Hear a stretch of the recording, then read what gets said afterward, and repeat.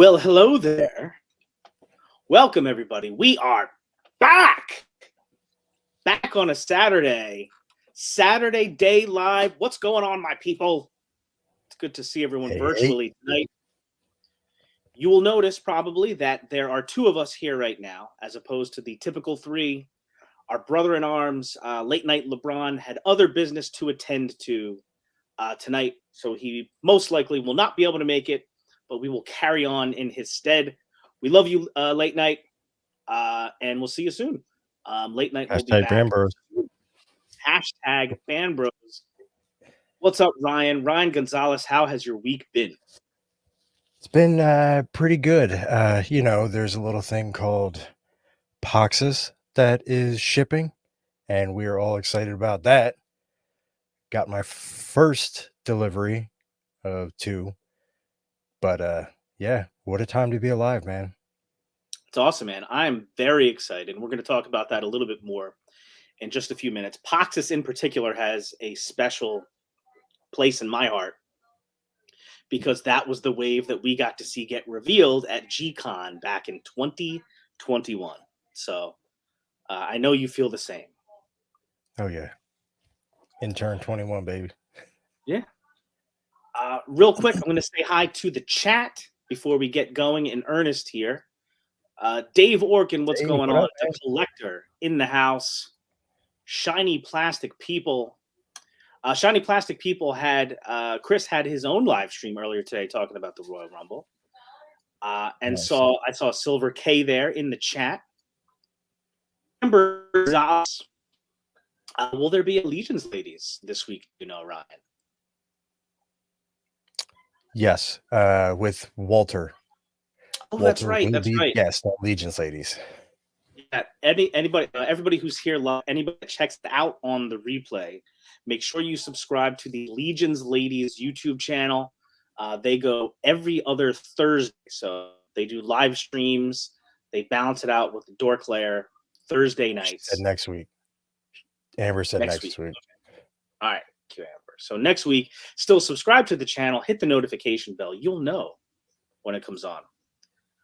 Michael Casper, what's going on? Carlo from Immortal Collections, what's going on, my man?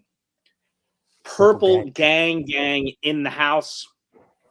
We will mention this several times tonight. A big shout out to the Purple Gang. Go to the YouTube, go to the YouTubes. Subscribe to the Purple Gang YouTube channel because they have their own live stream tonight, 9 o'clock. And they just started out. What are they, like a week and a half, couple weeks in? If they can hit 250 subscribers by tonight at 9 o'clock, my understanding is they are going to have some crazy giveaway. So Purple Gang, 9 p.m. Subscribe before then if you're catching this live. And we'll say that again later. Speaking of Purple Gang, Jordan is here. Raylan from the Purple Gang chat. What's going on? Amber again. David Williams is in the house. And Nerd Zoic. Who knew that Nerd Zoic would be here? Speaking of which, we do have a very, very special guest tonight who was cool enough to make some time for us. And he is the one and only from nerdzoic.com, the Nerd Zoic Toy Shop, and the Nerd Zoic YouTube channel. Big Nerdy, what's going on, my friend? What is up? How you guys doing? Doing great, man. Thank you so much for making some time to join us, man. Appreciate it. Well, I mean, you did kind of pull the bait and switch. You said your name was Lauren Michaels and Saturday Night Live, and then you're like, "Oh, did I say Lauren? I meant Hedgehog."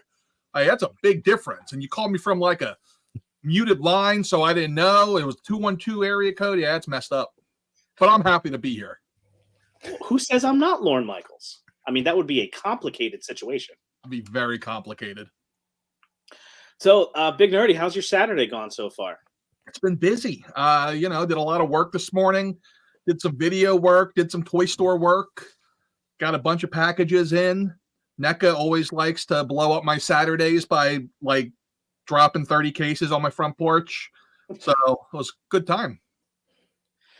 Yeah, so So for anybody that doesn't know, I think everybody here knows already, but Big Nerdy runs the Nerdzoic Toy Shop online, an approved retailer for the Four Horsemen, by the way. We're on that later. Big Nerdy, what's the latest, what's the hottest thing you got going right now? Is there a line or an item or something like that that is just going like crazy right now? You know, it's really funny you ask. It literally changes by the day and by the month. Like right now, we are in the down Hasbro time, so it's my favorite time of year because I don't have to kind of play that game with them. NECA loves to pump stuff out this time of year, so December, January, NECA's selling like crazy. Same with the McFarlane lately. McFarlane has been like, I dropped McFarlane a while ago, and then I picked it back up, and now I'm questioning my sanity for ever dropping it. I don't know. I don't get it. I mean, it doesn't hurt that I got the hookup on things, and I'm like, hey, look at me. I got gold label. Hey, look at me. I got stuff nobody else has.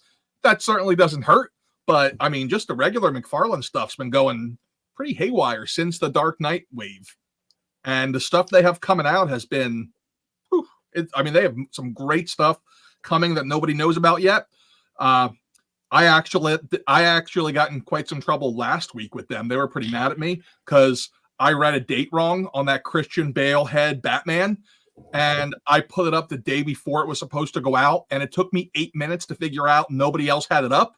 So it took me 8 minutes to get it down. But in that time frame, all sorts of people screenshotted it, and it was all over like all the McFarlane forums. So it was great. They were really happy with me. So McFarlane is something like, I'm not a huge McFarlane guy. Every once in a while I'll grab something. It's just, he must have some different kind of model as far as like how he sells his figures, because like it's a weird thing because there's always some McFarlane figures like in the stores, like in Target, in my Walmart, there's always some McFarlane figures. It's not always exactly what you want. It's all the terrible ones. Yes. Yeah. I got the good ones. That's just how it goes.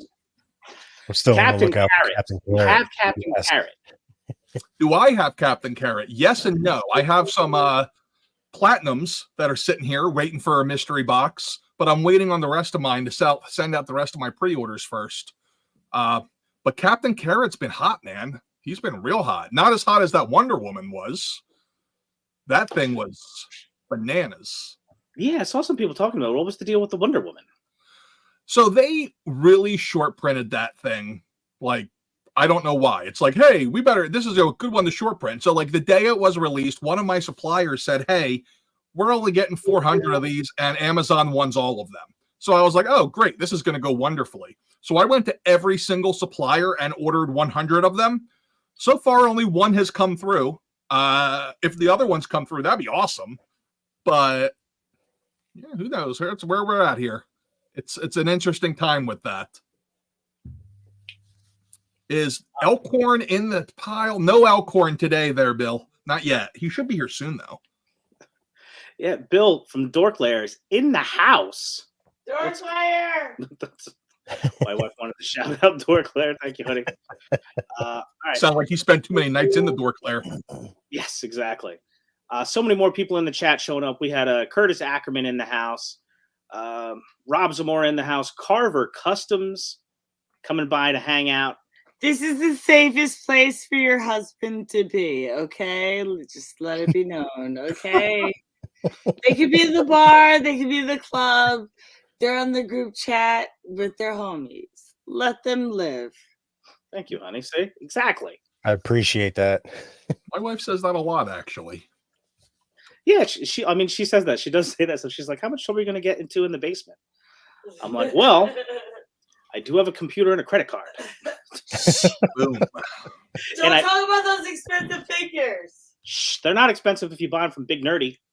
It's true. Gosh, Plug Big Nerdy. You need to have a sound gift for that. all right. Shout out also to the Toy Forge, Anthony House Seal. Let's read this one out. Greetings to our brothers. We've done our best not to spam this beautiful chat, but the Purple Gang needs help.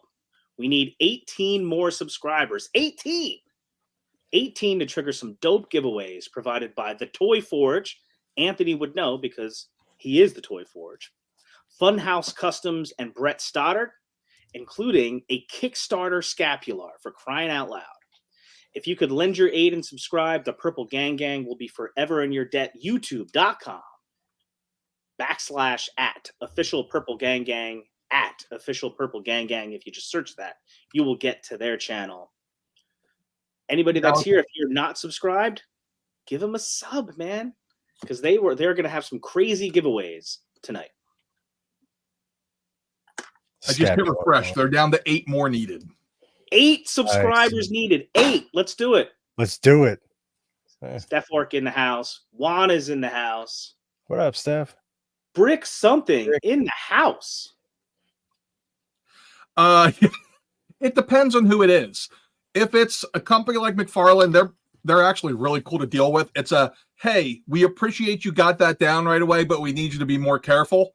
Like nothing more than that.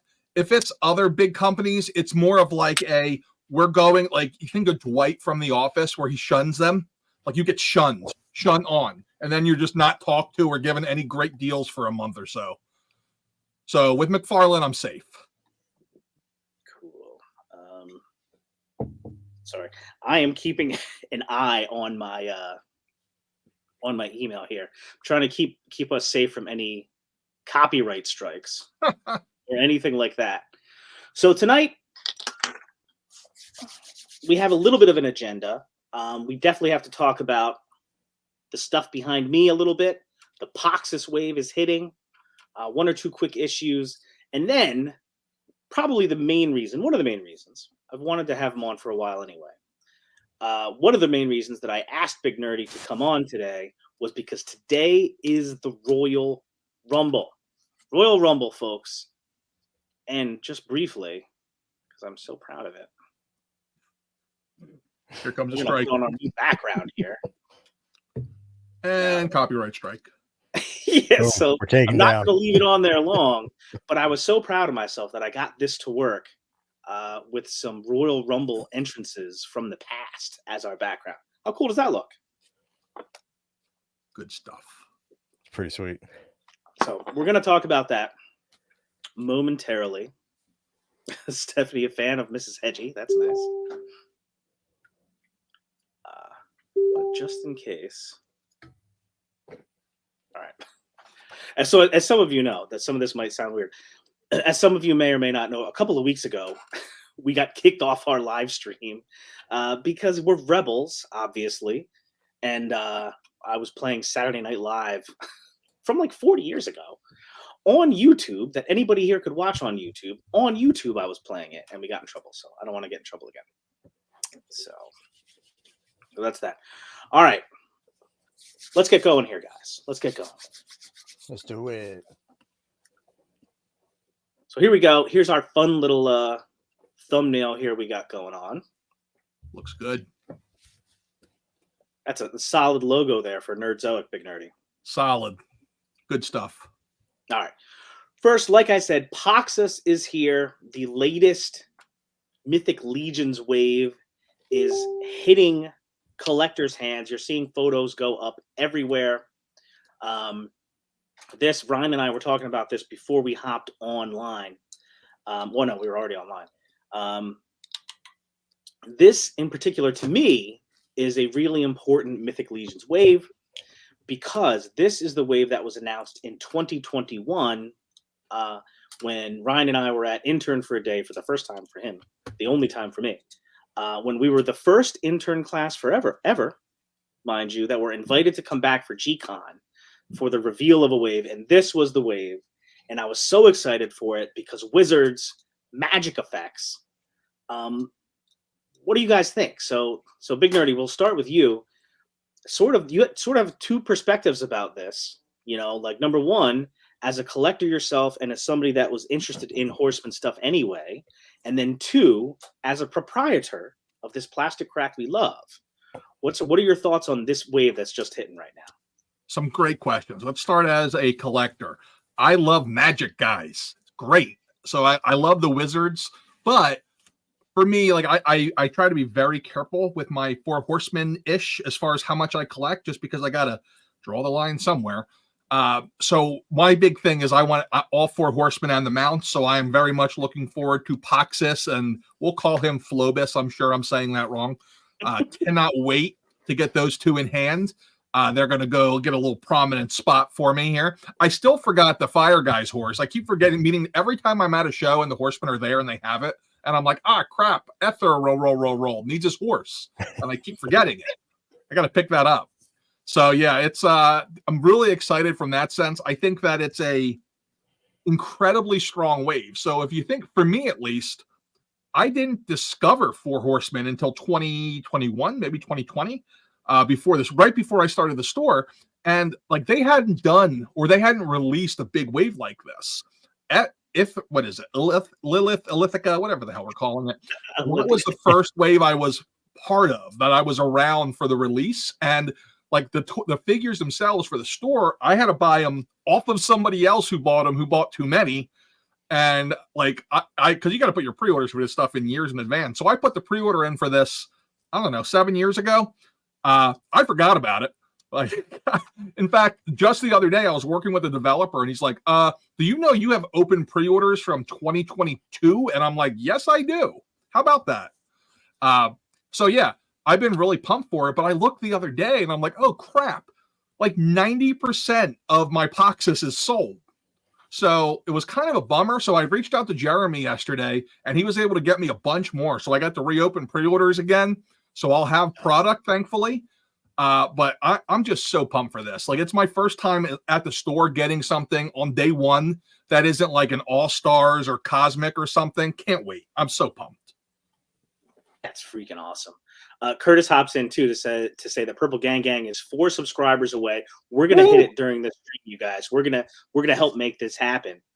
That's freaking awesome, Big Nerdy. So just real quick, as an aside, you've talked about this sort of before, like on your channel. I know you've talked about it, but that's so interesting to me. The idea of like running a store with stuff that you love.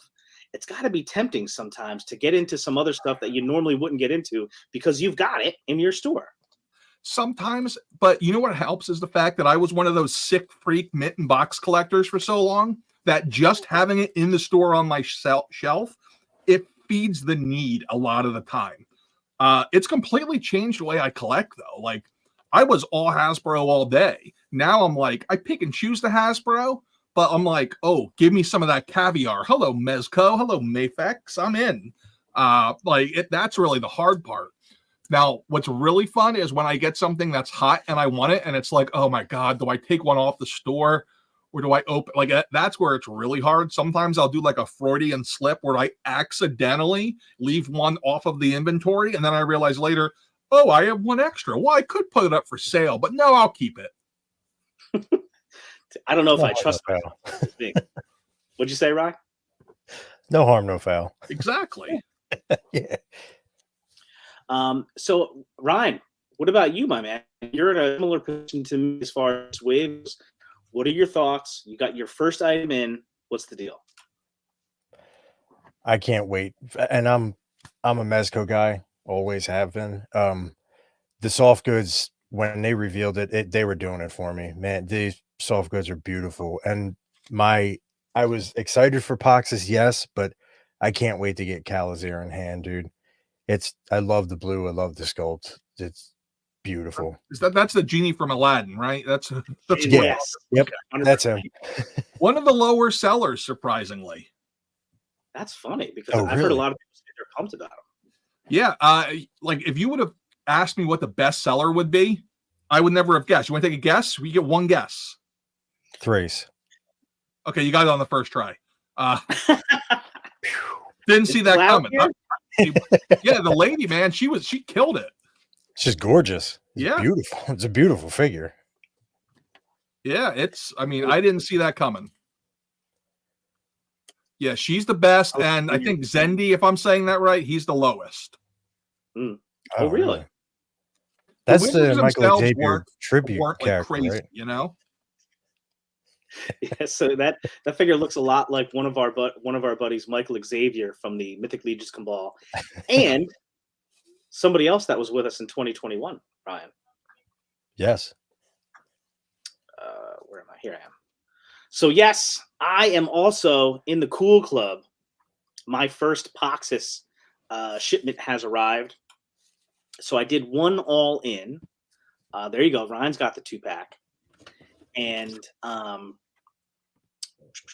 I got one all in, and then these were my extras. I got the POXXUS and Flogius 2-pack, Pestilence, if you will, and the Arachagor shiny blue dragon guy. Come on, needed to get them. They showed up. I'm so excited to have them. I've shot an inbox review of the 2-pack that I'm hoping to have up on the channel probably tomorrow, hopefully tomorrow, and just an inbox review because I'm not opening the box. Yeah, because, you can't. Yeah. You can't. I'm doing the same thing where I'm going to have the 4 horsemen with their mounts in box up on 4 different walls in my basement. I'm pumped. No, then you got to put the out of the box right in front of them. That's the way to do it. Oh, that's a big shelf, but you make a good point. Oh man. I know. Well, Arathir, I'm good. I have a loose Aethon and Arathir, and I have the 2-pack now. Actually, and when Necronominus comes, I'll have the 2-pack. And I didn't get an extra Conobus, but I could get one. What's the deal with the 2-packs? Where did they? I didn't even know they existed until people started showing pictures up this week. Were they part of the all-in? Is that what that is? No, they're not part of the all-in. They were only available directly from the 4 horsemen for like the 4 horsemen, of the apocalypse type thing. Congrats, Purple Boom. Gang. Pat ourselves on the back. Congratulations. I was number 242. Thank you, Big Nerdy. Congrats. I think they're upstairs. Congrats to the Purple Gang. You've hit 250. That's amazing, by the way. When you're first starting out, to actually hit a couple of hundred within the first week or two is awesome. And we're going to be the ones that benefit from it because they're going to have some sick giveaways tonight starting at 9:00. He was happy about it. Thank you. So here's the Waltor the Mad figure. So congrats again, guys. Can't wait to see what you guys do tonight and in the future. It's going to be fun.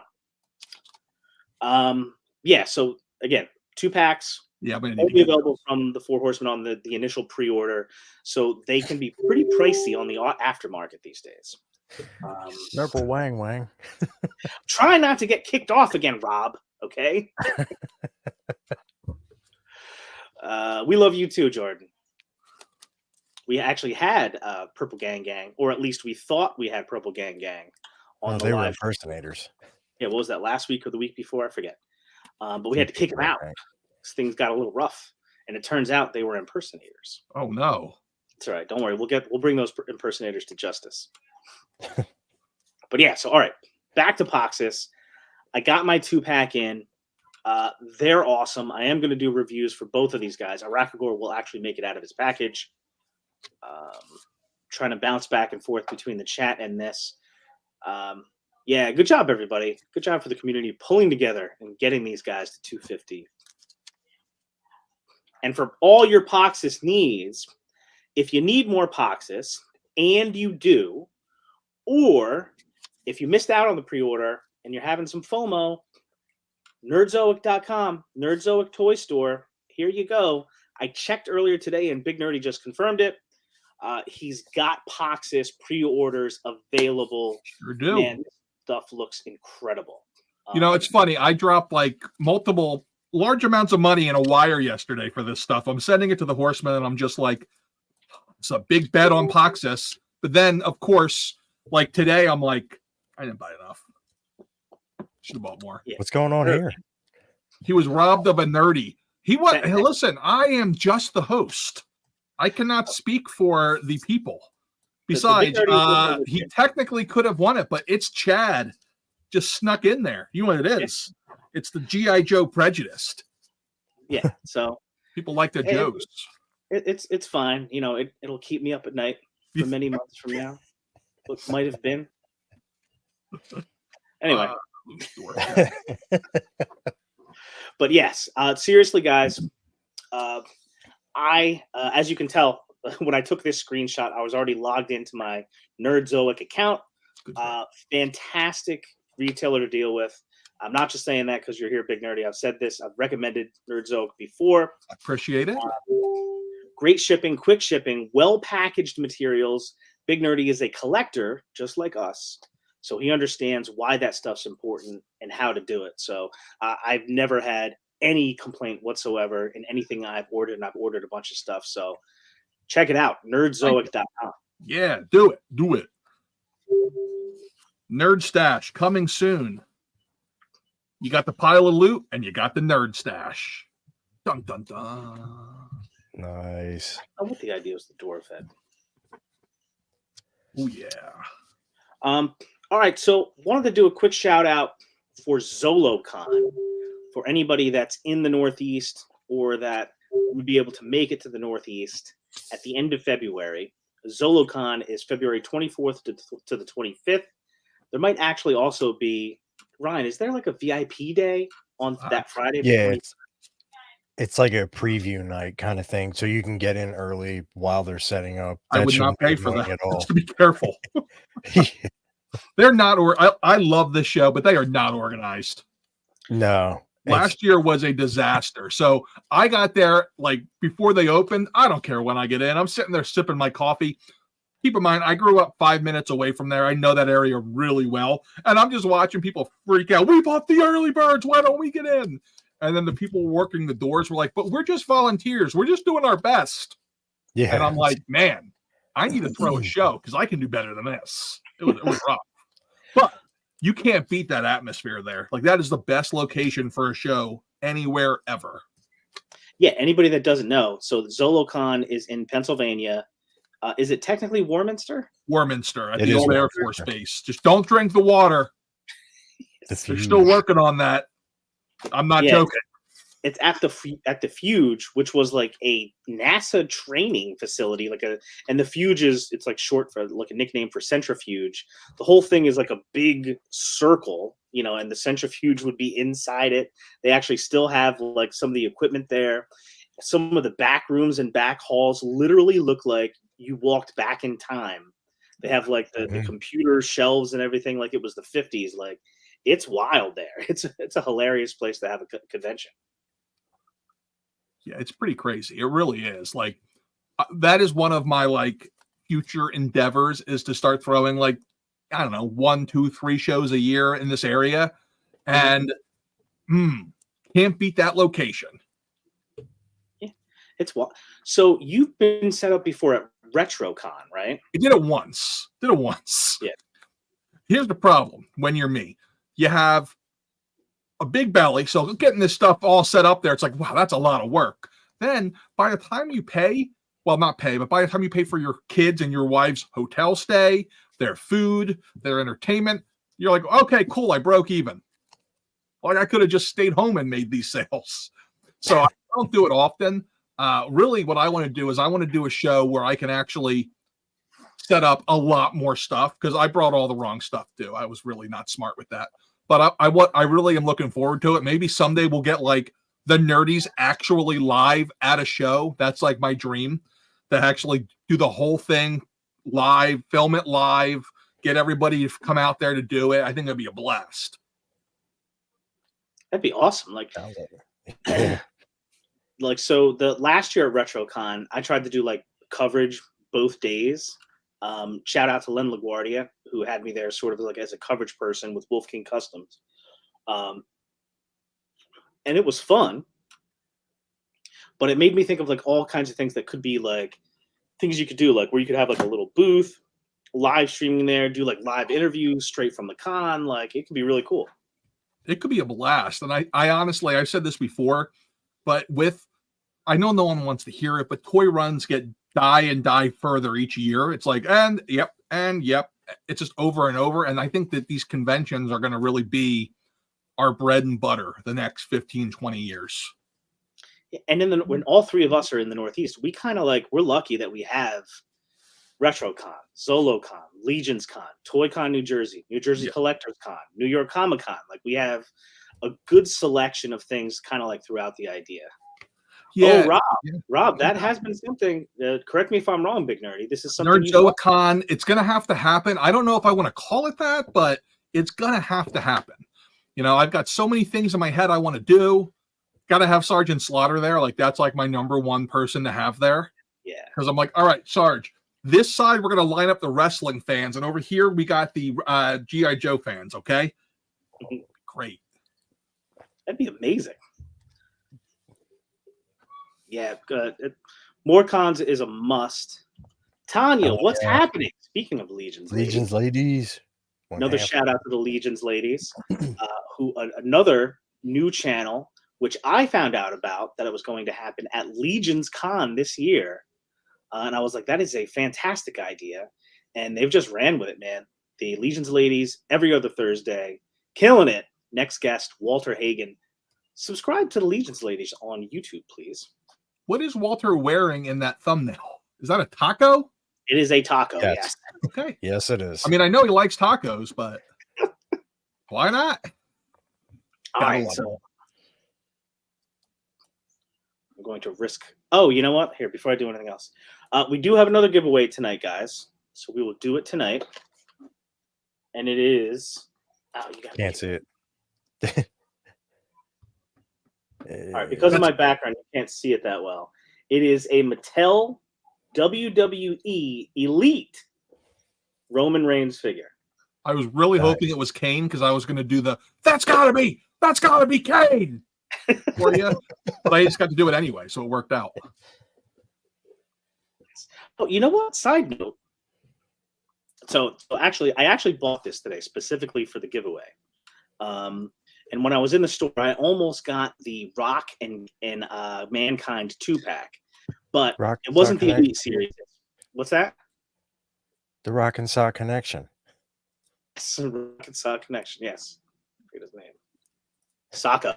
That was his name. Sacco. Yeah. Oh yeah. But that's the other line. That's the figures aren't that great, but the Elite line is pretty good for anybody that doesn't have it, and anybody that's wrestling figures. Well, they're not the basic line. I think it's like $10 or $11 though.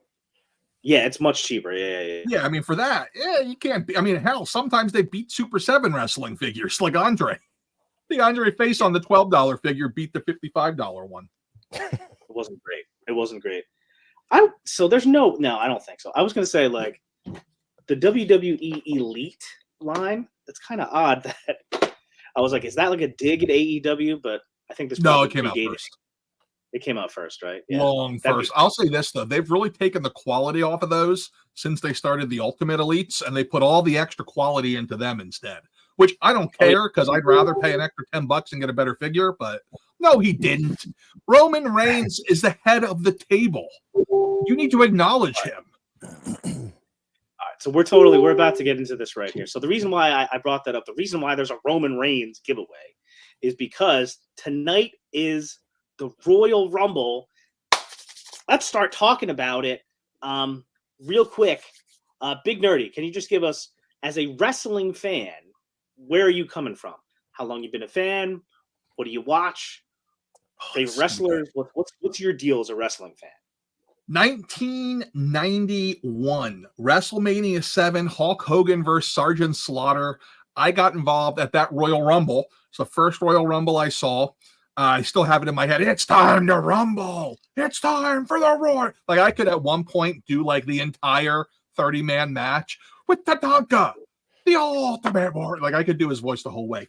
But like, that was where I got started. And I was like, that era of WWF at the time, absolutely loved it. I remember I didn't want to go to my first Holy Communion because it was taking place. It happened right during the time. Right during the time that Jake the Snake got squashed by earthquake. But yeah, I go all the way through the Attitude Era. High school people would say, like, what do you want to do when you grow up? I always wanted to be a wrestler, but then I remembered I have absolutely no physical skill or talent. All I have is the ability on a microphone. So fun story, in 99, they made us do a Your Dream Career project. I did wrestler. So I actually made a really, really stupid backyard wrestling hardcore match that I took some stupid bumps on. Like, I got thrown off my roof and broke my foot and finished the match. I was really proud. But then I cut a promo on the entire class. Like, it was great. But yeah, like I'm all from there. And, growing up in Philly, that is like it's like Chicago is now. They think of it like the wrestling hotbed. especially because ECW was 25 minutes from my house. And every week at the mall, in the Chamonix Mall, they would have a different ECW wrestler come in and do autographs. And I didn't make enough money to pay for him most of the time. So I just like tried to get as close to him as I could and be like, there's Taz. Oh, that's RVD. Met the Sandman at a beer distributor. Shocker. So yeah, I'm a huge wrestling fan. Not as much the last, I don't know, 6 or 7 years. I can't get into AEW for the life of me. I tried really hard. I'm a WWE guy till the end. So it's funny you should say that. So I got into wrestling at about the same time as you did. It sort of sounds like. So I got it late 80s. I got in right around, but a little bit earlier. I got in right around WrestleMania 4.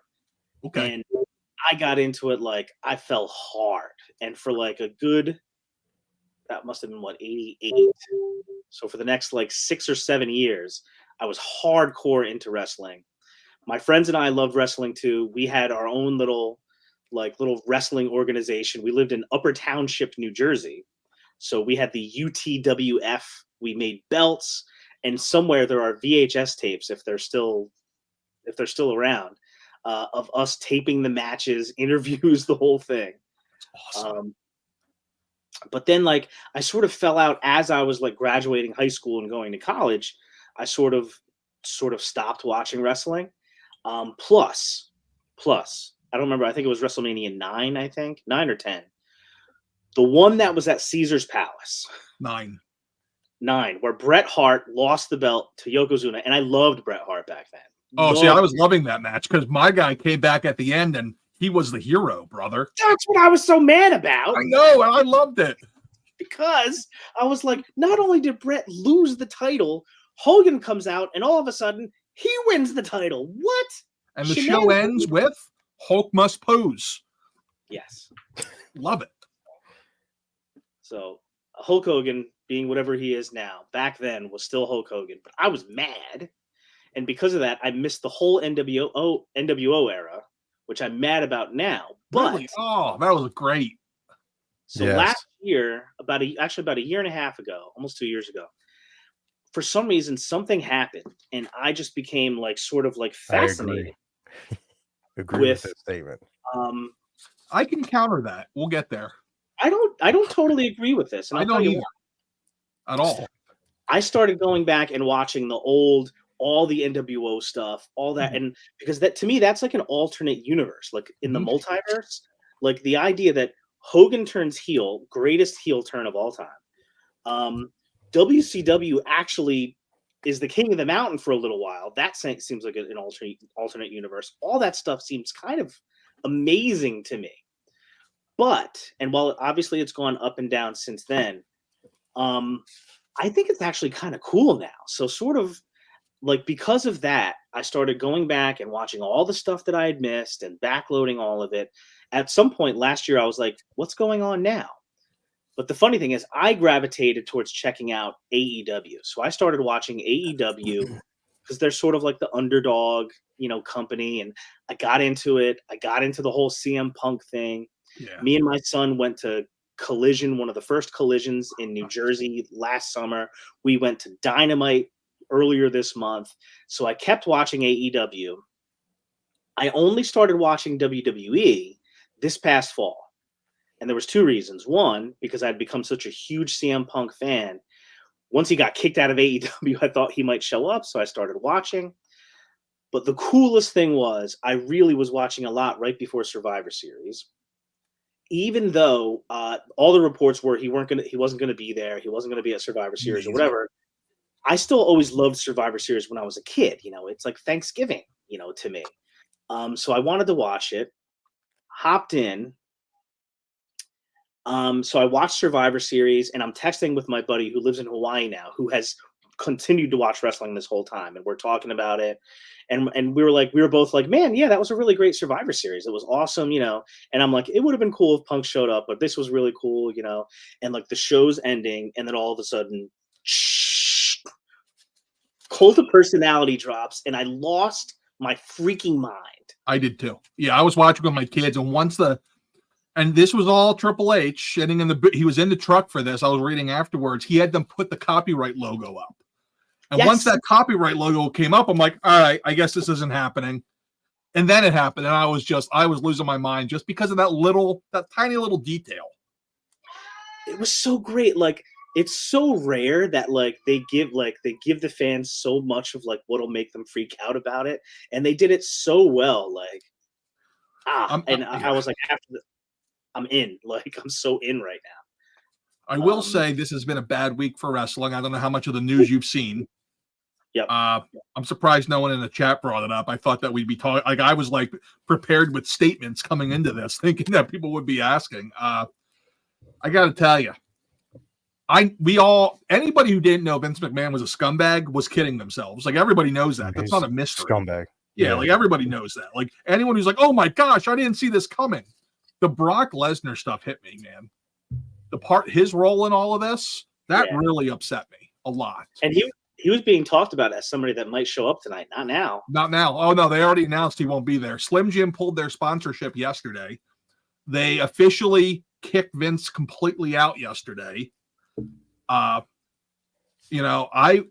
got me really back in was last year when this all started with Vince initially, because I respect what Vince did, but the last 10 years, Vince was killing wrestling. And I think that Paul Hunter, Triple H, I think he has a great mind for it. I wanted to see what he could do. So when Vince kind of forced his way back in, I was really bummed. So I'm happy he's gone from a fan standpoint, but like, it takes a lot for me to read something and cringe. Like, I watch a lot of hardcore wrestling. Come on, man. I've seen people get stapled. You read this stuff that's in this lawsuit, and it is like, don't eat what I'm grabbing my numbers here. We have to draw numbers for our Royal Rumble pool when the show's over. Don't eat while you're reading it. It's that gross. Like, it is awful. Now, I will say, while I'm not surprised, the thing that really bothers me is finding out the different people who either look the other way or hit it. Now, I don't think that working there and not say, it's a very complicated and complex situation. But if you're a Triple H, who, conspiracy theory, I think he was the one who leaked all of this to start with a year ago. Like, he got fired and then randomly a month later, all of this information comes out and then he's back. I think he was the one who leaked it all. But, I don't want to hear that those types of people condoned it. One thing that I read 10 minutes before we went live that made me really happy to see was, this is the reason Shane McMahon's not on TV anymore. Vince's son, he was on forever. And he was working very, very diligently to, one, not be like his father, and two, to undermine him and his debauchery. So that made me happy to see. For anybody that doesn't know sort of what we're talking about, most of maybe the wrestling fans have most likely heard, but earlier this week, a lawsuit was filed against Vince McMahon and probably WWE too. I've actually taken a look at most of the complaint.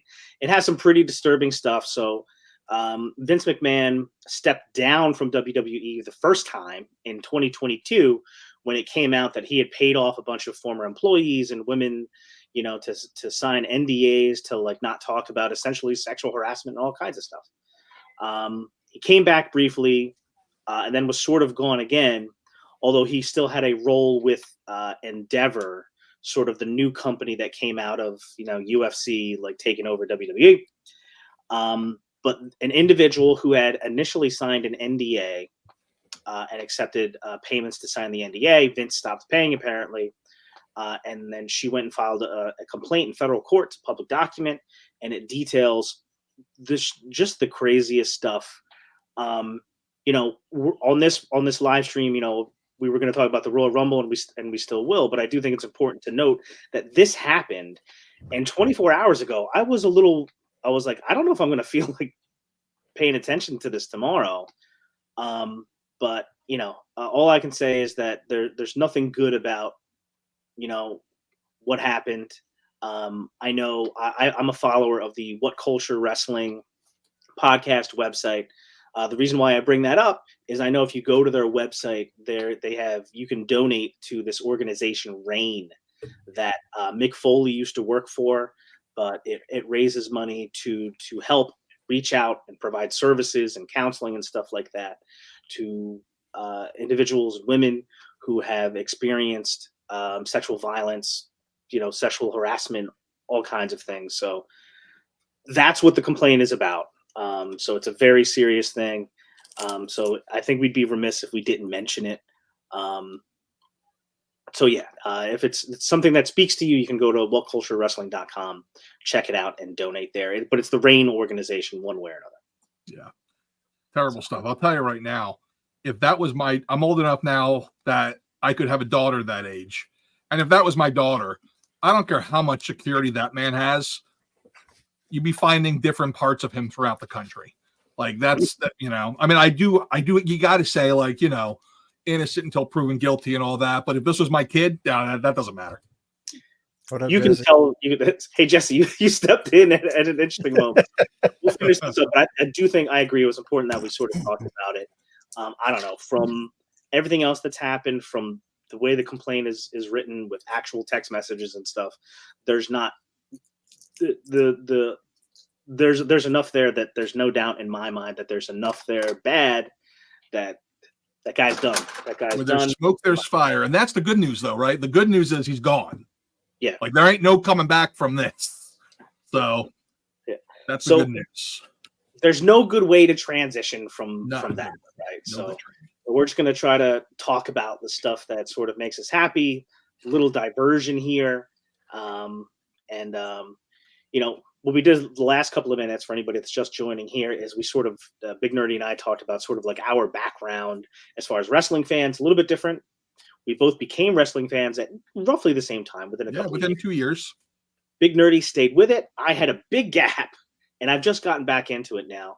And I will say, the thing that's cool about that is I kind of have had like this little, not like a naivete or whatever, but like the idea of just having fun with it and like not worrying about what anybody else thinks about, what are people saying about this event or this wrestler or this match, just having fun with it, just enjoying it, but becoming passionate about it. And it's just fun.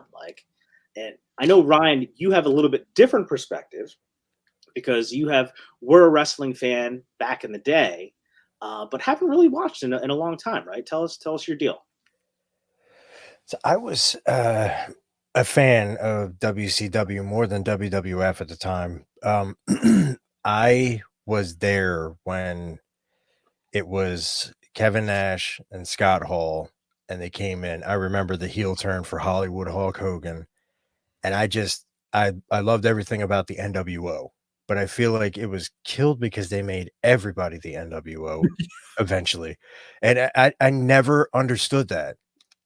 Like, it was cool that Sting was the guy who kind of resisted for so long, but then eventually he gave in.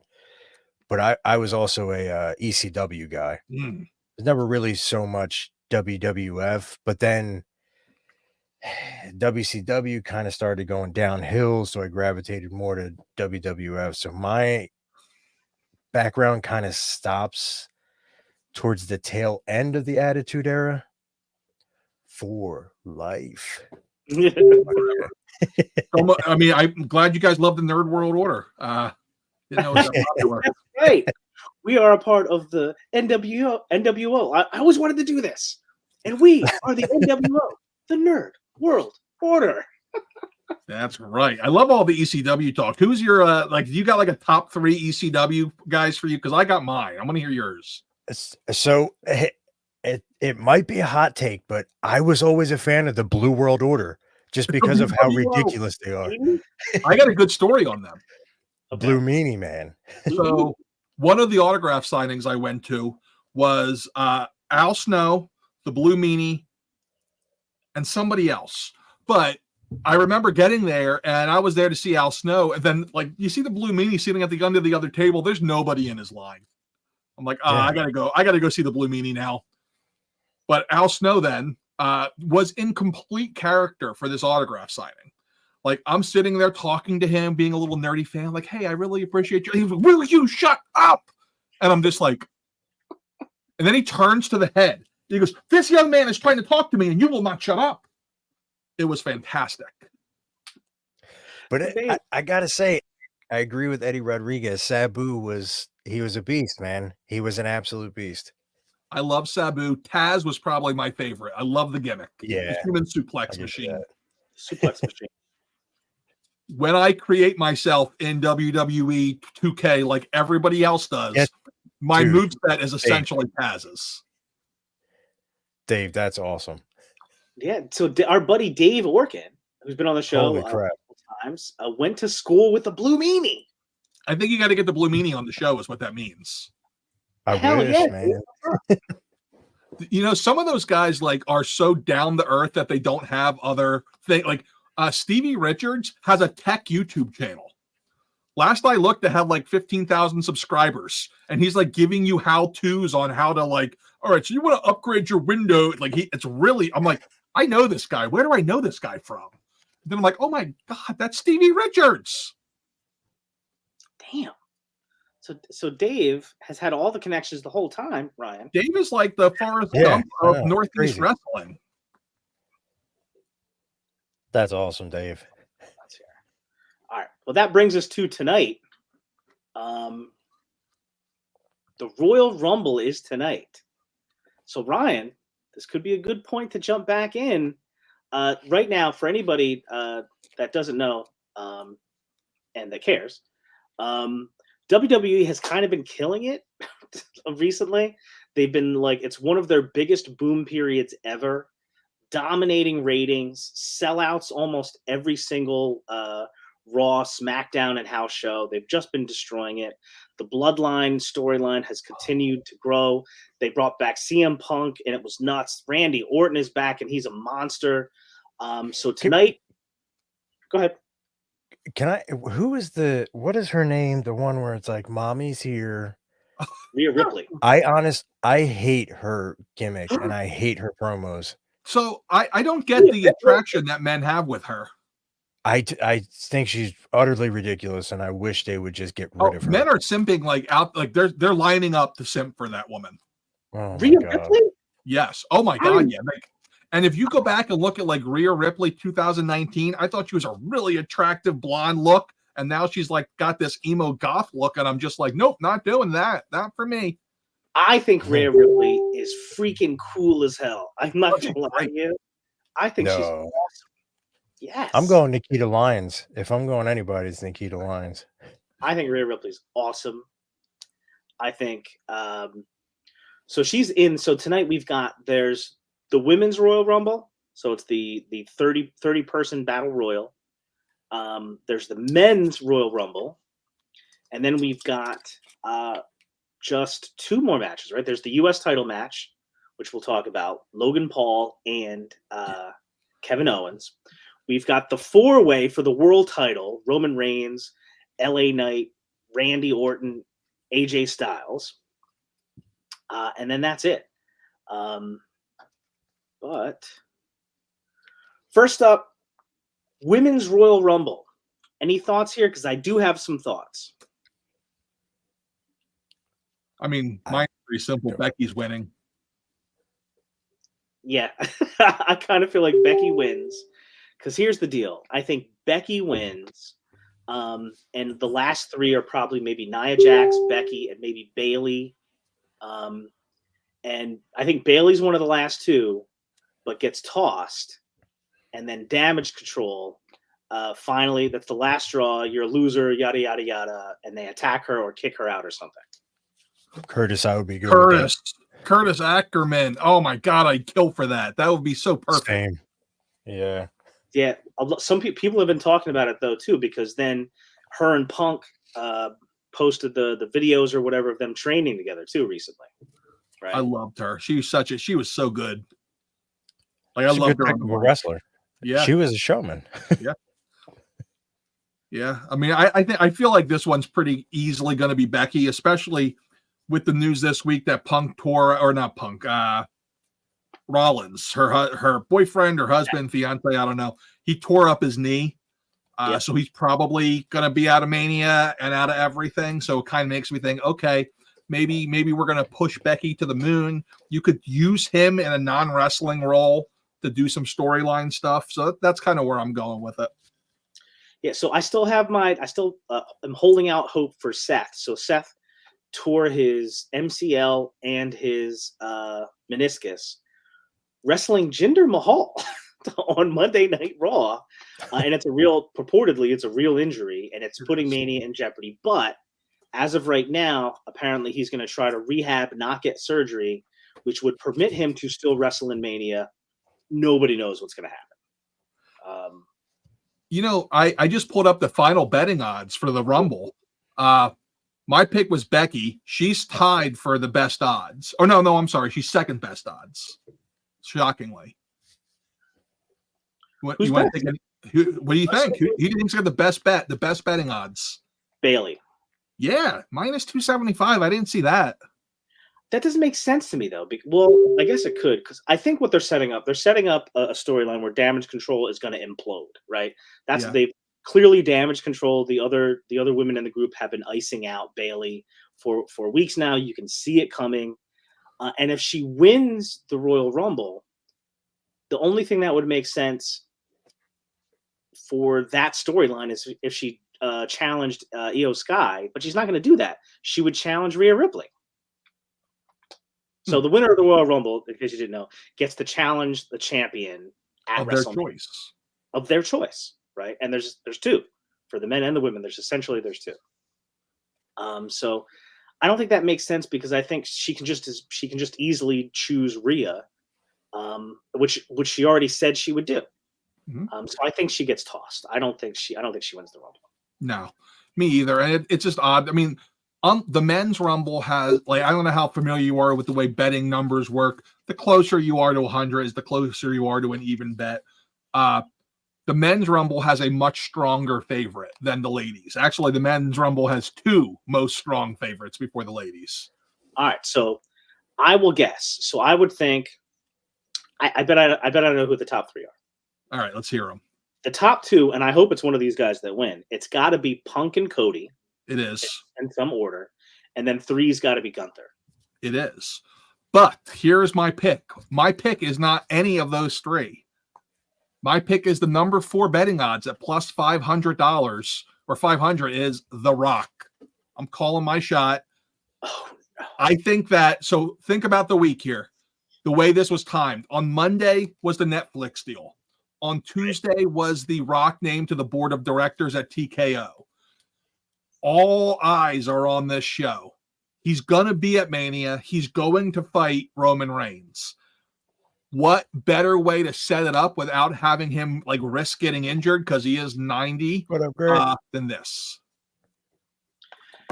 It certainly sets up that way. And so to backfill a little bit for everybody, Rock showed up on Raw, a month ago or a month and a half ago, something like that.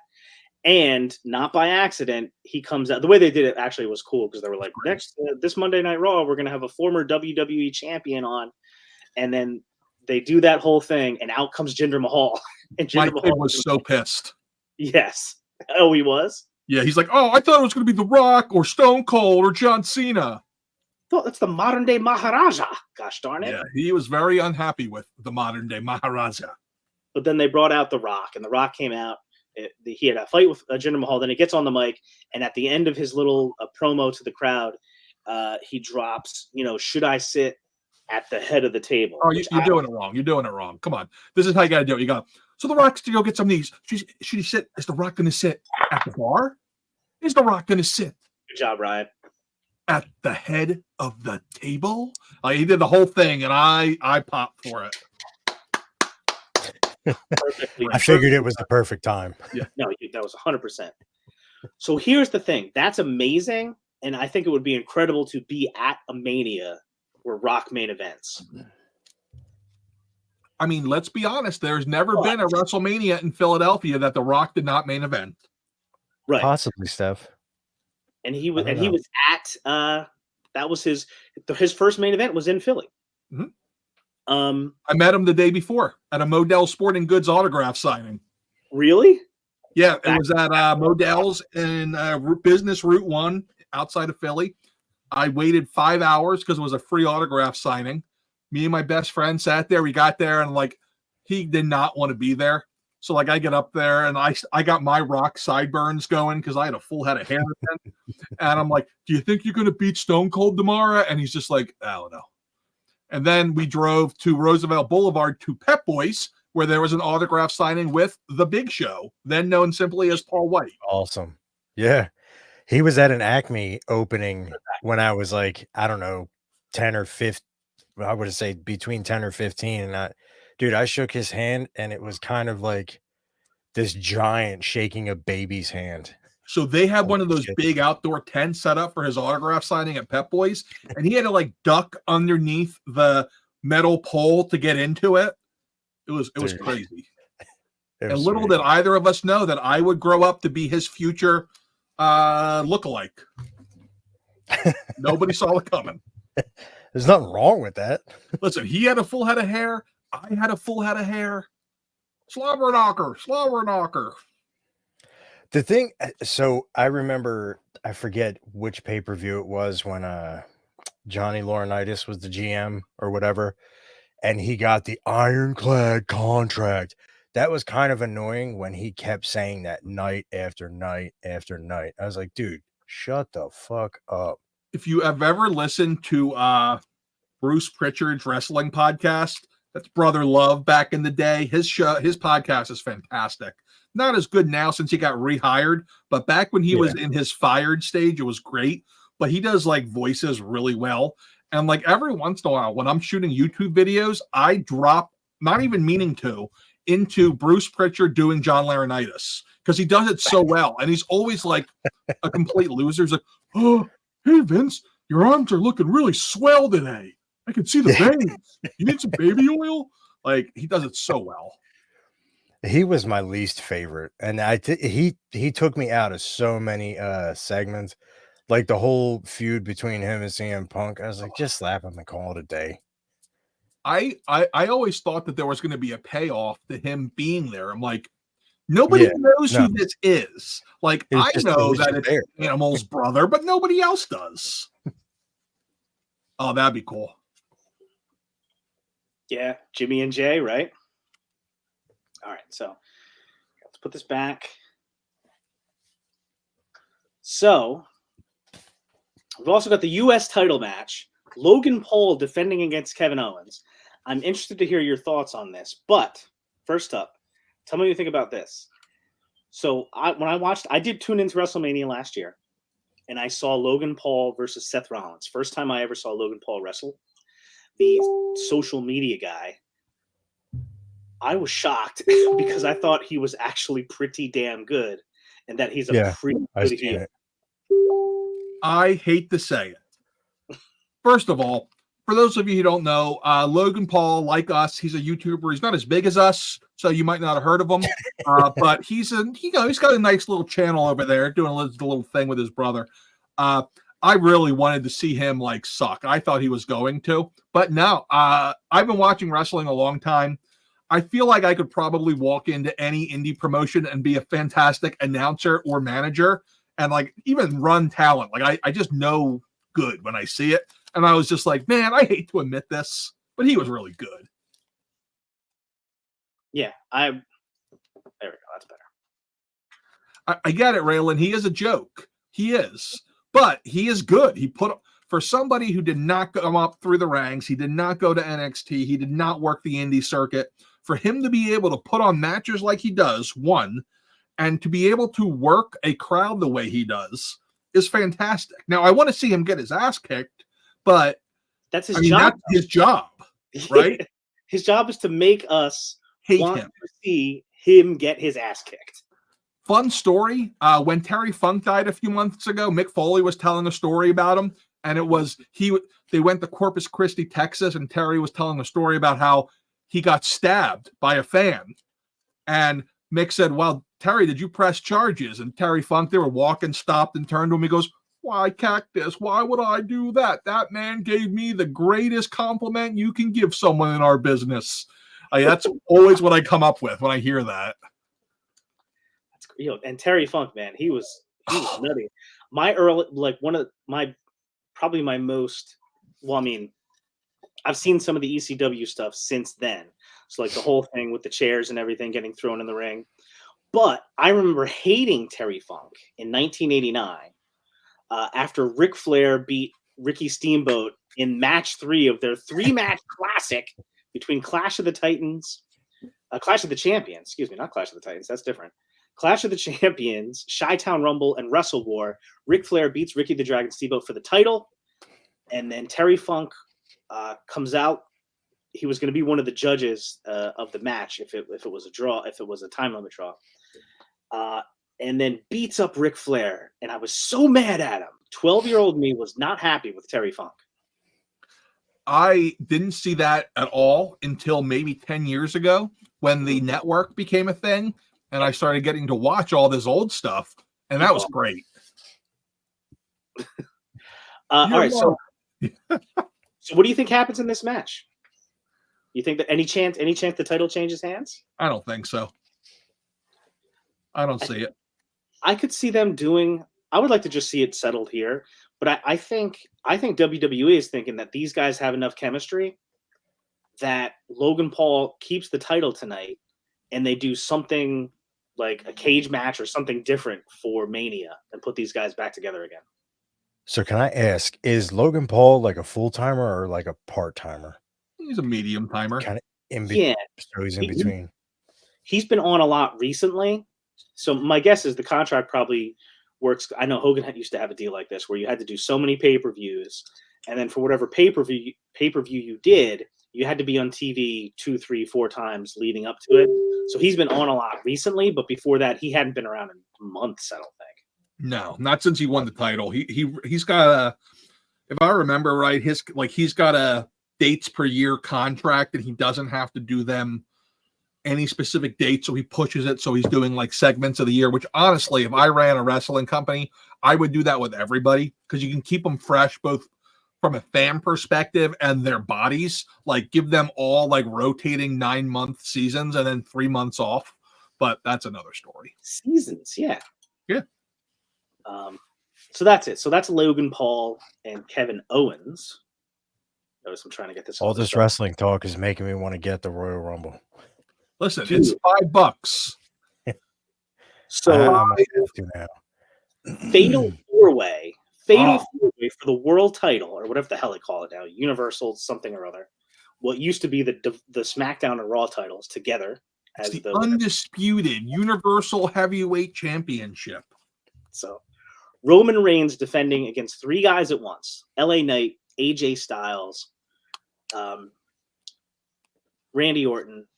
No chance the title changes hands tonight, right? 0. Yeah. Tell me what you think about this. I am not a fan of the 3-way and 4-way matches. I would like to see, if it's a title defense, one guy against another guy, you have to pin or submit the champion to win the title. What say you? So I'll go back to ECW. ECW did their own version of 3- and 4-way matches. It was a 3-way dance or a 4-way dance, and it was elimination. So if there was 3 guys, if you're the champion, you can't lose your title by the other guy pinning the other guy. Instead, all 3 fight. One gets pinned, he's out. Now the last 2 fight. I think that's the way they should do it. I enjoyed that so much more. Oh, man. And it was cool. Like, if you had the champion in the match, I remember one in particular that it was Taz, Mike Awesome, and someone else. Mike Awesome was the champ, and he was the first one pinned. So now you're watching a one-on-one for 2 guys who were not the champion coming in, but one of them is guaranteed to be the new champion. There were so many ways you could really work that.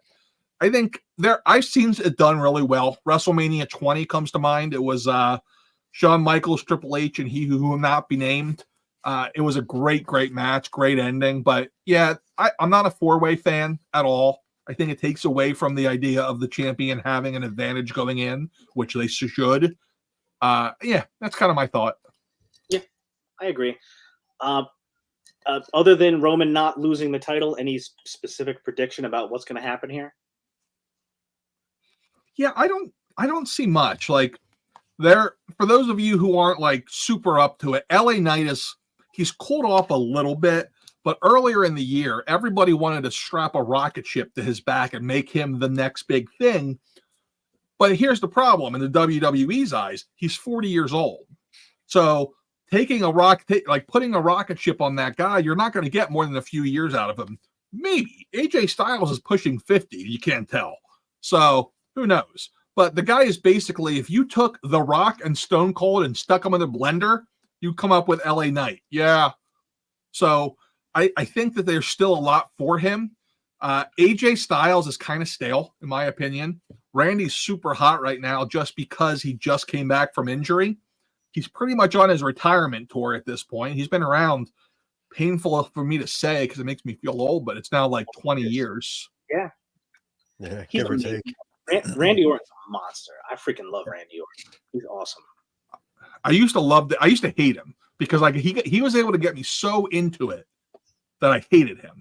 Like especially some of the storylines in the mid 2000s where he would like do things that are criminal acts. And like it was just he was doing that punt gimmick where he'd wait for someone to get on their knees and then he'd run up and punt their head with his foot. They had to stop that gimmick because he gave too many guys concussions. But yeah, I used to really get into it. The Viper. All right, so yeah, I mean, they've really been building it up the last few weeks on Raw and SmackDown. Like they've had main events, or no, on SmackDown, excuse me. Main events the last 3 nights in a row that just ended in chaos, you know. And right now it looks like the bloodline is starting to fracture. Yeah, I mean, that's a fantastic storyline. And they said, you know, the last summer where everyone thought it hit its peak, someone came out and said, like, man, this is like the 5th inning. We haven't even hit in the 7th inning stretch yet. Like we have a lot of story left to tell. So I'm sure The Rock is a big part of that. That was always part of the plan. He revealed on the Pat McAfee show earlier in the year. But yeah, I'm really intrigued to see it. I know a lot of people are really, really sick of Roman Reigns as champion. Like, I personally feel like they dropped the ball by not having him drop the title to Cody last year. I thought that was going to be the time. I feel like they might have went too long, but they really wanted to get Hogan off of the modern record books for longest running champion.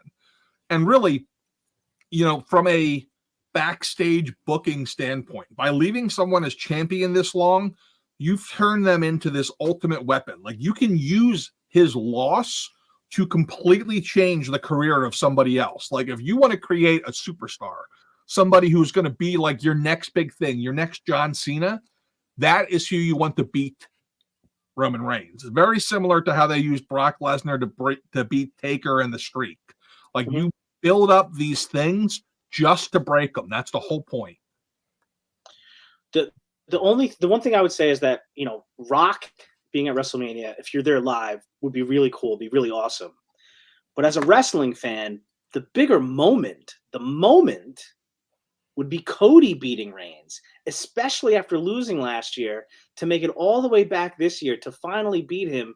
The celebration at the end of Mania would be insane. Like, could you imagine the Well, let me tell you how it's going to end right now. I'll tell you. Yes, I agree with you. And I think we're heading towards that. But a lot of people think, yeah, okay, here comes The Rock. Here's how Mania ends. Mania is going to end with Roman Reigns pinning The Rock 1, 2, 3. Reigns is going to walk out of there with the title. So now you've taken that weapon of this guy with a 3 or 4 year title reign, and you add on the accomplishment of pinning The Rock at the biggest WrestleMania ever. So now when Cody faces him again, which they probably will save for WrestleMania 41 at that point. Please no. That's what they're going to, either that or SummerSlam. They're going to save it. But think about the moment at that point, everything that built up to it. Like, we'll probably see Cody get screwed in the Rumble tonight. Like, that's my expectation because he wants to finish his story, right? Something's going to happen where it looks like he's going to win. Like, this is how I would book it. It looks like he's going to win, and then, oh my gosh, I can't believe that just happened. He got thrown out on like a fluky thing. I think that's what they're going to do. One thing I'll say about Triple H's booking versus the old style Vince booking, he is a little bit more, he's willing to change his long-term plans based on no, that's not happening. Hell no.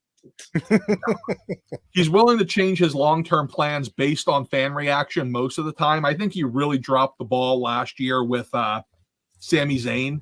Sami Zayn was so hot. What they should have done, like everyone wanted Sami to face Roman, but of course it made more sense to have Cody face Roman. You got 2 nights of the Rumble or of Mania, folks. Night 1 should have been Cody versus somebody else to finish a feud, Roman versus Sami, and then night 2 should have been finally you get the Roman and the Cody match. But they won't hire me. I've applied for the job multiple times. No joke. Back in like 2007, 2008, when internet job boards like became a new thing, they would post their writing positions on monster.com, and I would just unsolicited send my resume to them with like random ideas. They wanted people who had like a Hollywood writing or an English degree, and I'm like, there's no better broil cook than me. Like, I'm really good on a broiler. Oh, you want fryer work? I got you. Put me on the fry on Friday night, man. I got you. You could have been the next Vince Russo, bro. Oh, I should have been. I should have been. I would have come in and be like, bro, it's a work, brah. Did you ever listen to 83 Weeks? Yeah, I kind of fell off of that one.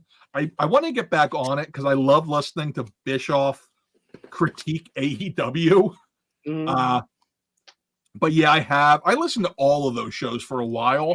I fell off when Brother Love went back to WWE because this wasn't the same. He was much more guarded in what he said.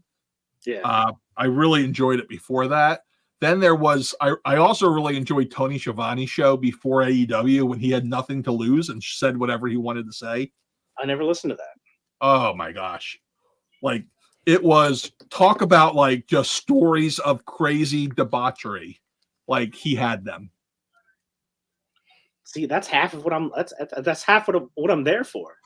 And you know, I'll kind of address the AEW elephant in the room. Cody looks like a nutcracker. Yeah, he does. He does. I don't love Cody as a character, as anything. I'm not a Cody guy. I think he can be the lead babyface, though. I do. Can be, but they haven't teased bloodline stuff with him in forever.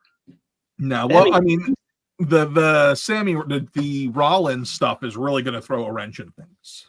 Yeah, I mean, I wanted what, and I thought it was going to happen. I thought it was going to be Punk Rollins night 1. Yeah, Cody Roman finished the story night 2. But I don't know, man. That looks like it's in serious jeopardy. So the long-term plans, and this comes from The Rock himself. Initially, the plan was for last year to be The Rock Roman, and this year to be Cody finishes his story and finally gets the win. But The Rock had an injury last year, and they couldn't do the match. Plus, they were still finalizing the purchase, right, with the UFC or whatever. That was a thing, but The Rock was already kind of on board for it because remember, I mean, all the Samoan guys are family. Like, they're all related. Like, that's his second or third cousin over the shoulder. Who knows? Bloodline. That's the bloodline. Yeah, I mean that literally is a bloodline. I think that was always going to happen. I remember I was at the Royal Rumble in Philly in 2015, and this was a show where everybody was in love with Daniel Bryan then, not Bryan Danielson, but everybody was for him, and he had the yes chance, and it was fantastic. Yeah. And everybody knew he was going to win. It's like, yeah, this is our guy. And then he just gets like middle of the match unceremoniously thrown over the top rope. And in full Philly sports fans fashion, we revolted. We booed the rest of the show. Like, we were obnoxious to the point where they had to reportedly change the gain on the microphone that they mic'd the crowd with because we were booing so loud. I was very proud of that moment, but yeah, even tried ironically, this is back when they were pushing Roman Reigns as a babyface down our throats. He came out at 30, right? Yeah. Like he was, so they had The Rock come out to help him that night. And it was like, oh, Philly people, we were very much like, what are we supposed to do? Are we mad? Yeah, well, I guess we're mad. Like, we don't want Roman Reigns, but it's The Rock. Yeah, it was very hard for us. It was a very conflicted feeling. Yeah, I've always felt like, to me, like the golden age for me was when I first got into it was Mania 4, 5, and 6. Like to me, That's those the key. The golden age is always when you first get into it. Yeah. That's why everybody has a different golden age. Yeah, but I mean, I'm having fun with it right now. For myself tonight, I still think I think the final three are gonna be Gunther, Cody, and Punk. I'm hoping that there's some kind of surprise in there. But beyond that, any other surprise? Best question ever. If you want to, I guess. Any other surprises that you could think? Like, it's not going to happen, but like somebody was talking about on the radio or on a podcast earlier today, was that you hit 30, glass shatters. That would be awesome. I could see it being I could actually see that happening, but not winning, but not at 30, earlier. I've heard rumors of him possibly coming back for one more go, like at a Mania, but not necessarily this year. But you've got to be getting pretty close to the end of that, even that being a possibility. He's in great shape, and his neck is better than it was when he retired now, from what I've heard him say. And honestly, this sounds so weird, but updates in technology has made it easier to have a safer match because they can change angles and do a lot of different things to make it look a lot more rough than they're actually being. I'd love to see it. I really would. So that'd be great to hear that. I think what we'll see, my other prediction is we're going to see Gunther probably. My guess is he's going to run the table. He's going to come in at number 1 or 2, and he'll be in the final 4. Getting the giveaway tool ready here. Probably do the giveaway in just I got to top off in 5 minutes, so let's do a giveaway. I'm all in for that. I want to see. I want to see you snap Roman Reigns in half. Here you go. Giveaway. So I'm super excited. I know what we want. Need the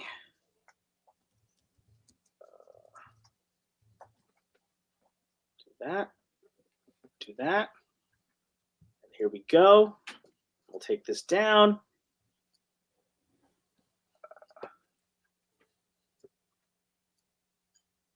There it is.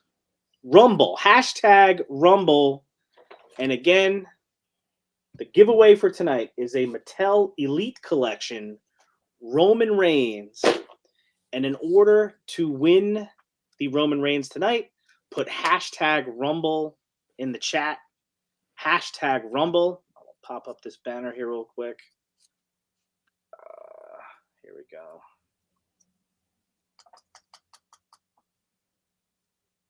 Hashtag Rumble.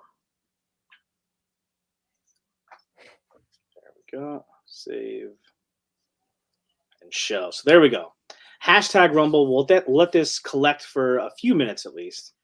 Hashtag Rumble. Hashtag Rumble. Kirby Smith was our last giveaway winner. Rick Jones just can't get it right. Yep. Hashtag Rumble. We're gonna run this in just a couple of minutes, guys. Couple of minutes. We're not gonna let this one wait too long. Let me take down this other banner so I don't get copyright striked for a little while. So that's it. Rumble for the Roman Reigns. Ryan, what do you think? Any chance you'll be tuning in tonight for the Royal Rumble? Dude, I'm on the fence right now. Like I want to, but I have a feeling I don't know what's going on, and That's okay. I just fucking hate Roman Reigns. If I can be totally honest with you, even when it was the Shield, I did not like him. He's such a good bad guy, though. That's the whole point. No, he's not, dude. You hate him. I don't know his real name, but Dean Ambrose was so much better. I'm not a huge John Dean Ambrose Moxley guy. Whatever the hell you want to call him. I was, but then he went to AEW, and I see what he's doing. I'm like, okay, cool. So your idea of a great match is where you end up with chopsticks stuck in your head. That's the best you got. You can't tell a story. No, that's stupid. That's the lasting image. And I hate it. I don't like that either. I'm telling you, John Moxley is cool. John Moxley. Hashtag Rumble, everybody. And I think I like him because he's so over the top. Did you ever see the match before he was like huge, where somebody hit him in the head and he landed on his neck and he stayed there for like 2 minutes straight with his feet in the air? No, I just- don't think I'd be worried about that. I like Yeah, it that's- because he's a great he sold seller. it too well. He's got a lot of great ideas too. Like he had a match at Mania years ago with Brock Lesnar, and everybody knew Brock was going to win. But his idea was to make it so that it was believable. His idea for the match was, I come out, it starts with me macing Brock Lesnar because it was a no holds bars match, and that way, like people actually are like, oh my god, this guy's going to win. And then, of course, he doesn't win. He gets destroyed by Brock once he can see again. Brock was like, oh my God, I love this idea. Let's do it. And then I guess it was Vince like, nah, nobody's going to like that. Everybody would have loved it. Oh, yeah. It would have been great. They should, I feel, need to give them more freedom. I feel like sometimes they can, like the actual creativity that would be perfect for the fans. You haven't watched in the last year, though. So since Triple H took over everything like a year and a half ago, it is night and day difference. Since SummerSlam 2 years ago, we're at a year and a half out now. He has done such a great job, so much more old school, so much more of like, okay, tell me your plan for your promo. All right, make sure you hit this too. Go. No more of the scripting, like much so better. no writing it on your wrist, right? There's no and then rock having writing somebody on come out and call you out on it. Yeah, not as much of that. Yeah. Well, The Rock had to write his jokes down, and I get that, like from a standpoint of like you got to hit every word perfectly to do a joke. So, like, if I have like a funny play on words I want to do in a video, that gets telepromptered because I won't get it right if I don't have it in front of me. So I get that, but yeah, it looks terrible on live TV. Yeah, and I tell you what, and we'll run the giveaway in just a second, but the whole thing with Punk that I've been like gushing about the whole time, the bringing him back at Survivor Series, that doesn't happen, at least not that way under Vince. There's no way. Yeah. I think Hunter, understood the fact that it had to be then, made it happen, and did it in such a way that it was just like. I think Vince would have made the deal because his big thing was always, I'll make a deal with anybody if there's money in it, but I don't think it would have been done the same way. Yeah, like even Bischoff. Like Bischoff tells the story that when Vince called him up, that he tried to get him to be a part of the first invasion angle. It just didn't work out. And when he brought him back, Vince, the way Bischoff tells it, Vince called him up and said, "Listen, if that I don't want to mimic his voice, especially not this week. Not a good week. No. But he was like, if it had turned out the other way, sort of acknowledging that it could have turned out the opposite way, I would like to think that you would have given me this call. So what do you think about, essentially me bringing you back as a talent? So here we go. Let's see it. Let's do it. Last chance, guys. #Rumble. #Rumble to win your very own Roman Reigns, or work out a deal with Curtis if Curtis doesn't win, and have me break apart this figure. It's really not a bad looking figure, guys. It's 1 in 17 chance that Roman's getting broken in half. That's pretty damn good. Those are really good odds. Maybe the best odds we've had. Not bad. Giveaway. Here we go. Last chance, guys. #Rumble. #Rumble. This is your last chance. Repo Man. #Rumble. Going in 3, 2, 1. 1.5. I know, not 1.5. Somebody just got in. Last chance. Somebody snuck right in there. Oh, 2 more people.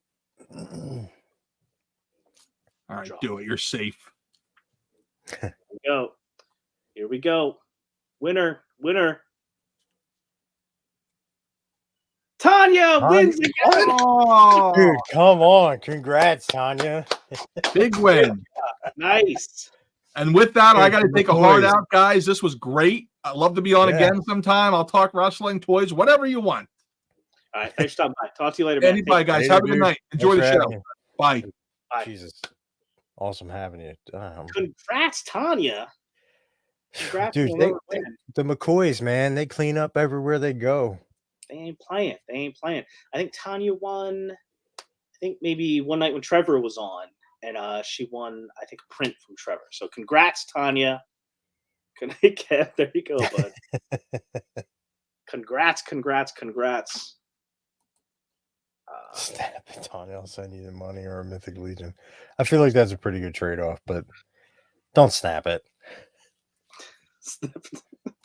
Listen, who knows if they Listen, if Tanya and Curtis come to a deal, what's up, Joe V? Joe Vassapolo in the house. What's up, dude? What's happening? Big Oh shout out man, to all the people at Four Horsemen Curtis, it's Studios, yours. the warehouse, for sending all the stuff out. Massive pre-order, massive amounts to sell out. So thank you guys for all your hard work. Let me take this banner down so people don't get the wrong idea. So there we go. Royal Rumble is about to start in 27 minutes. I am very excited. Rhino, what are the chances? Royal Rumble is a great event to watch. If you haven't watched it, you don't need to know a whole lot. But going back to Bret the Hitman Fart, I am not a fan. Bret the Hitman Fart. I'm a Shawn Michaels guy, dude. Sweet chin music all day. Okay, well, I think that answers my question, because I was going to ask you. Yes. If that was because strike up the band. What you found out afterwards, or was it at the time while it was going on you hated Bret Hart? No, I was just never a fan. He was great, but he just didn't really do it for me. It's kind of like, oh yeah, another Bret Hart match. If you're a fan of Bret Hart, that's cool, but I'm just not there.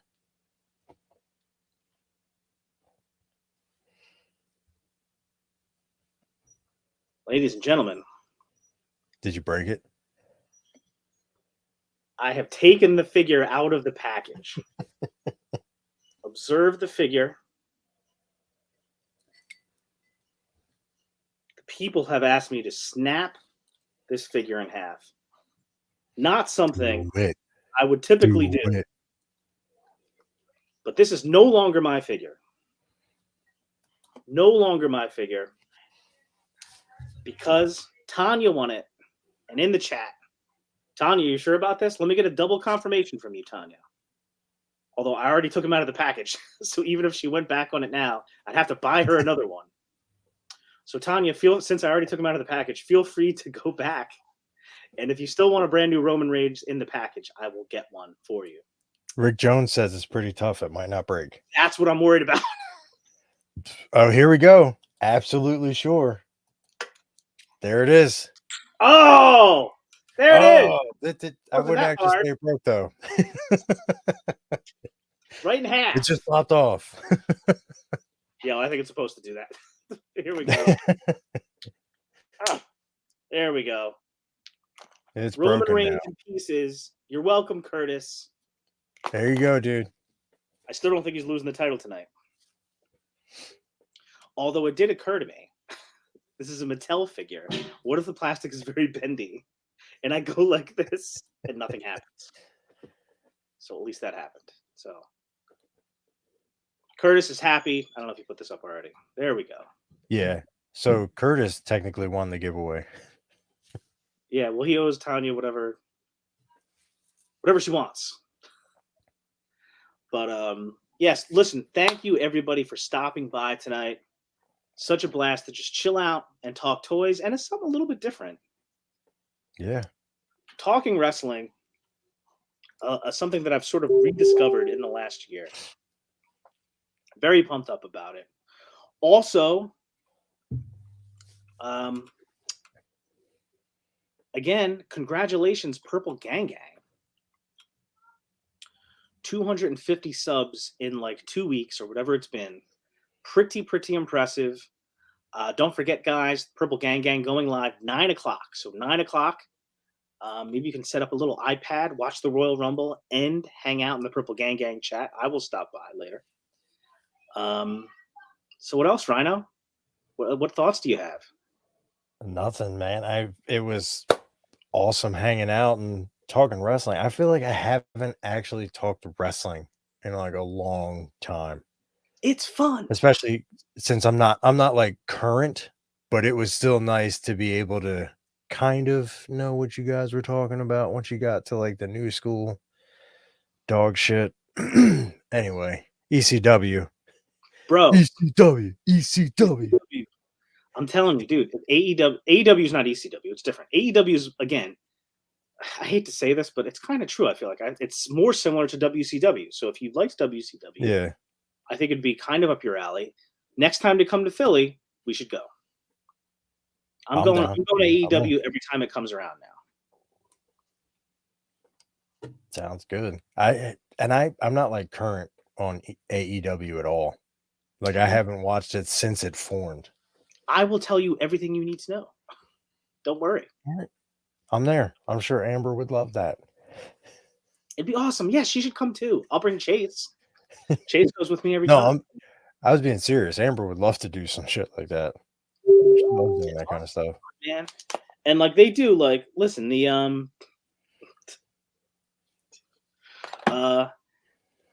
fans, like, they're all cognizant of like the whole, like, the stuff from ECW is still around, you know, these days. Like, you still get the chance, we want tables. We want tables. Holy shit. Holy shit. Holy shit. Mm-hmm. In AEW, they get the AEW chants going on. That all has its roots in the ECW. My favorite ECW moment is when John Cena was in an ECW crowd, and you know how he took his shirt off and he always threw it in the crowd. Mm-hmm. They were spitting on it and they were throwing it back in the ring. Spit, typical Philly fans, and threw it right back in the ring. And finally, he just gave up trying to give it back out. That's hilarious. Were you still a fan when they did the one night stand?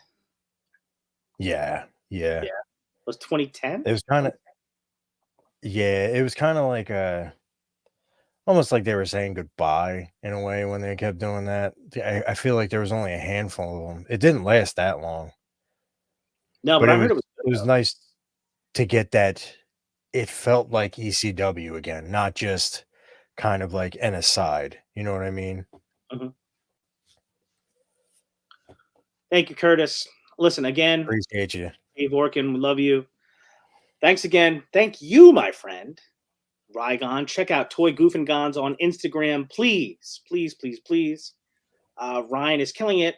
Also, we didn't put it up. We have to, next week, we'll definitely talk about. That's what I wanted to talk about. Ryan's first full custom. Do you have a name, Ryan? It's just Rise of Gonzo Prime at this point, because I got quite a few heads not painted by me, but since that's the first one that I've actually done head to toe, it's just got to be Prime. So that is both the Sentry body, one of the best customizing figures that the Four Horsemen have ever made, and the Rizo Gonzo head from Wolf King Customs. Get your own Rizo Gonzo head from Wolf King Customs. That is a Ryan Gonzalez tribute head, as a matter of fact. Also, Wolf King Customs in the midst of a big restock, I understand. So check out wait for that. Boys. Wolf King. So thank you, Tanya. Yeah. And, dude, you guys, Ryan has posted pictures of this already on his Instagram and in the Cabal, I believe. Check him out. Search out Ryan Gonzalez on Instagram and in the Cabal. The pictures look great, man. You did a nice job. Thank you. Thank you. I did get the what is it? The Red Eye Knight Gomez. You did? I did. I had a little bit of extra funds, so I grabbed it, and I'm working on a shot for that. I kind of want to do a shot where he's like force pushing the crash box doors open. Just got to figure out the dynamics of that. Curtis, of course, agrees. Century number one. Joe Vassapolo. 35 he ordered. They're awesome. I'll tell you what, man. Every time I go to a show, if there's a Century there, I'll probably pick it up. Because it's just, for somebody that's not like a very experienced customizer, like painter or anything like that, it feels very like not intimidating at all to pick up a Century. It looks awesome. It looks cool. And to just like start with that, like, It's a great figure, and there's a low barrier to entry. So, like, I love it. I love this entry. Very cool. Here we go. Check out Shooting the Shelf tomorrow, please, people. Opposing spectacular episode with the Lord Alpha, Stephen Busciotti, and Len LaGuardia. He of the Van with Arazak on the side. Very cool stuff. Oh, yes. Tomorrow night, Shooting the Shelf. Must see TV tomorrow. You watching, Ryan? Yeah. Breaking news. Maybe some sneak peeks. Oh, shit. Wolf King Custom sneak peeks. I am there, my friend. I will be there. Can't wait. Can't wait. All right, it's 7:43 now. It's time to get ready for the Rumble. I got to check on my kids, make sure everything's cool.